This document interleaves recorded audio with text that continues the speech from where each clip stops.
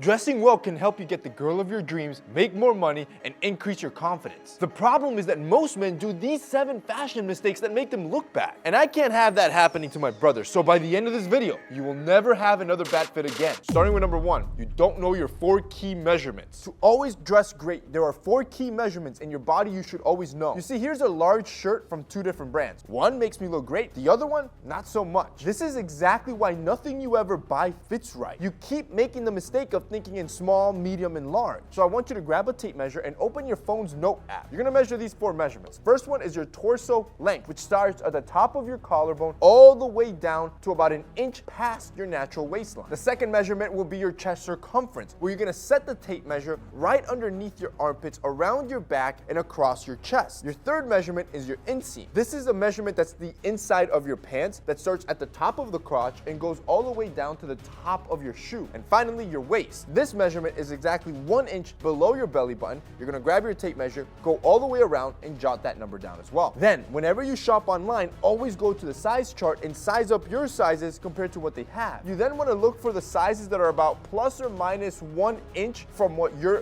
body measurements are, and that our garment will always fit right. And don't look at small, medium, and large. It doesn't matter. The second mistake you do is that you don't try to dress nicely. Dressing nicely can help you get more girls, more money. It can even help you getting away with breaking the law. But here's the problem. 79% of the people have adopted a casual dress environment. And this is great news for those of you watching, because now you have a competitive secret to help you stand out from the 79% of the other people that aren't trying to dress nice. And just how impactful your clothing was shown in this study. There was 128 men, and they were led to believe that they were coming in to review a tech company. The men came dressed with regular street clothes, and they were broken up in 3 groups. The first group, they put them in low-class clothing, so t-shirt, sweats, and plastic sandals. The second group stayed with the clothing that they came off the street. And the third group were given black suits, white shirt, and black dress shoes. Then, before the study started, they were all allowed to see themselves on a full-length mirror, and they tested their testosterone levels, confidence levels, and heart rate. They were then given the task to aggressively negotiate the sale of this tech company. To no surprise, the group that was wearing a black suit was able to negotiate a 2.1 million profit over the low-class group that was only able to close the sale at $680,000. The suit group also had the most stable testosterone levels, stable confidence, and stable heart rate throughout the entire negotiation. Now,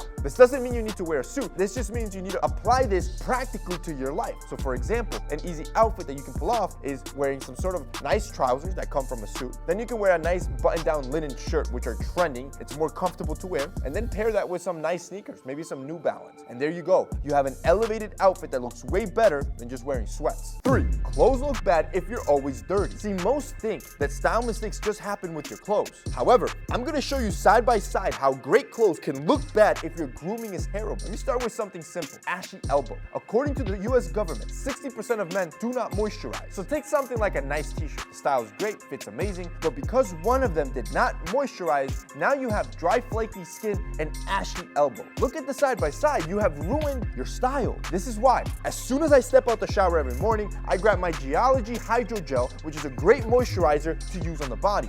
This is the optimal time to apply moisturizer because you are trapping all the hydration that your skin has from the shower. This Hydro Gel is oil-free, so it dries with a matte finish and it hydrates the skin all day with natural compounds and aloe vera. Let's take another grooming mistake, having dandruff. This is something that 44% of men deal with. This has the largest impact on your style, as those dandruff flakes will fill your dark clothes, making you look dirty. Even if you're dressed in a nice suit, which is a position of power like we just talked about in our previous study, dandruff will cheapen your look. This is where I like to use my Geology Co-Wash. It's basically a shampoo killer because it's not a shampoo. It's a low foam hair wash that nourishes and hydrates your scalp without over drying it, which is exactly what you need to avoid those dandruff flakes to start occurring. Also, it's a GQ award winner, so I'm not just the only one saying it. This stuff is amazing. Let's take another one. Acne on your face. Probably the worst one on the list because it's the first thing people see, completely destroying the rest of your outfit. Even if you're dressed well, if you have acne, this study found that participants will find you unkept, nerdy, unhealthy, and boring. You need a skincare system here, and I can't recommend you the product that I use, as that actually can end up making your acne worse. You need products that work for your skin type and your skin problem. What I can say say is that clearing up your skin will elevate your outfits, as these people were perceived as cool, confident,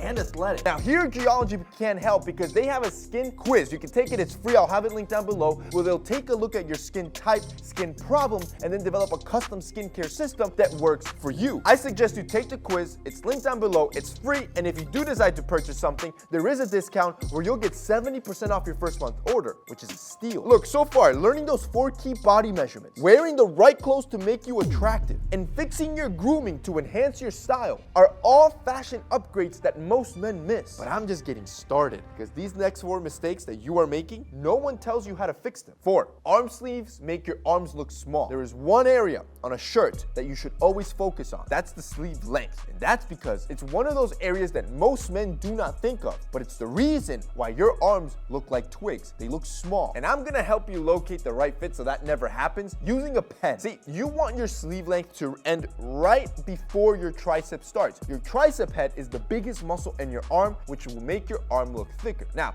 that point is different for everyone. So the way to find your point is using a pen. I want you to grab a pen, and starting from the top of your shoulder, I want you to run it down until you hit the lowest point in your arm. There's gonna be a deep crevice. That deep crevice is exactly when the tricep head starts. So once you find it, you wanna draw a line there. Then you're gonna grab a tape measure. And again, starting from the top of your shoulder, you will measure all the way to the line you just drew. Then, when you shop online or in person, you wanna look for the size chart and look for sleeve length. You want that length to be as close as the number that you have, because that shirt will fit you perfectly and make your arms look massive. Look at the difference here. One fits me right before my tricep starts, whereas the other one goes past that natural line for myself, making my arms look smaller. 5, you have a saggy butt. You got confused. See, you only focus on building your biceps and your big chest to fill on your shirt. But you wanna know what? It's the butt that you ignore that women care about the most. In a survey of over 1,000 women, they voted that a man's butt was their most attractive feature over arms and abs. You not focusing on this makes your pants look empty and the lower part of your body looking weak, unathletic, less masculine. According to a UCLA PhD professor, it is the strong hips of a man that in a snapshot can establish just how masculine they are. And because of that, that makes them more attractive. Of course, you should work out your legs to grow this, but an immediate trick you can do to fill in your pants is using shorts. You wanna grab a pair of athletic shorts, the thicker, the better, and you wanna start wearing them underneath your pants. This is gonna fill in that empty space to give you that strong lower frame. Also, there's a little side benefit here. It makes it easier to go to the gym later in the day. That way you don't have to carry a bag. Just take off the pants, you're ready to go. 6, your neck collar is too wide. There are 2 things that can ruin a t-shirt collar and make your clothes look cheap and your neck look skinny. First one is a thick neck brim. This is the length of the thickness of that neck area. You should aim for this area to be about 0.75 to 1 inch in length. This will make it sit tight around the neck, making your neck look stronger and the quality of the shirt look better. The second thing you want is to avoid that t-shirt collar